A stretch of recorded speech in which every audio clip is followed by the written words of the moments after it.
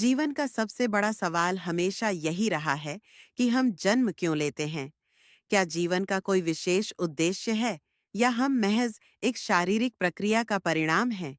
इस प्रश्न के उत्तर की खोज में हम अपने अस्तित्व, खुशियों, दुखों और जीवन की वास्तविकता की गहराइयों में उतरते हैं। हिंदू दर्शन के अनुसार जन्म केवल एक शारीरिक घटना नहीं, बल्कि आत्मा के क्रमिक विकास का एक गुणकारी प्रक्रिया है। आत्मा का उद्देश्य अपने शुद्ध स्वरूप को समझना और अपने कर्मों के फल को भोगना है। हर जन्म के साथ हम नए अनुभवों और चुनौतियों का सामना करते हैं, जो हमें सिखाते हैं और हमारे चरित्र को निर्मित करते हैं। हिंदू धर्म के अनुसार जीवन में हमारे कर्म महत्वपूर्ण होते हैं। हम अपने पिछले जन्मों के कर्म के आधार पर इस जन्म में अपने अनुभवों का सामना करते हैं। इससे यह स्पष्ट होता है कि जन्म का एक उद्देश्य है अपने कर्मों का फल भोगना और आत्मा की शुद्धि करना। यह चक्रीय प्रक्रिया जीवन के चार पूर्णाटों को समझने में मदद करती है: धर्म, अर्थ, काम और मोक्ष। जन्म लेने का एक और पहलू मानवता की सेवा करना है।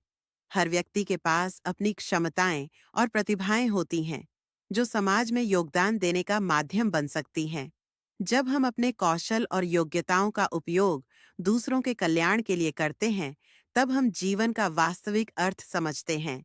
दूसरी ओर, कई व्यक्ति जीवन के उद्देश्यों को व्यक्तिगत दृष्टिकोण से देखते हैं। कुछ लोग इसे खुशियों की खोज के रूप में समझते हैं, जबकि अन्य इसे ज्ञान की प्राप्ति के रूप में। अनगिनत अनुभवों के माध्यम से हम सीखा करते हैं कि सुख और दुख दोनों जीवन के अभिन्न अंग हैं। हर अनुभव, चाहे वह सकारात्मक हो या नकारात्मक, हमें हमारे अस्तित्व का समझदारी से विश्लेषण करने के लिए प्रेरित करता है। जीवन में संघर्ष भी एक महत्वपूर्ण तत्व है। संघर्ष और चुनौतियां हमें मजबूत बनाती हैं और सीखने की प्रेरणा देती हैं।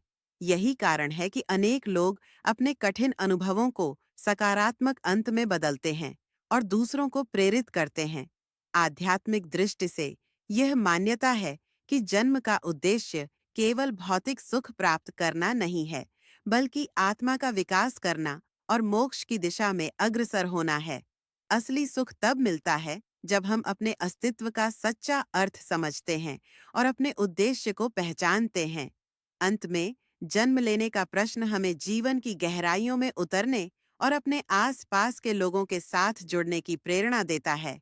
यह एक यात्रा है, अपने भीतर की खोज करने की यात्रा, दूसरों के साथ साझा करने की यात्रा और अंततः अपने आत्मिक सफर की।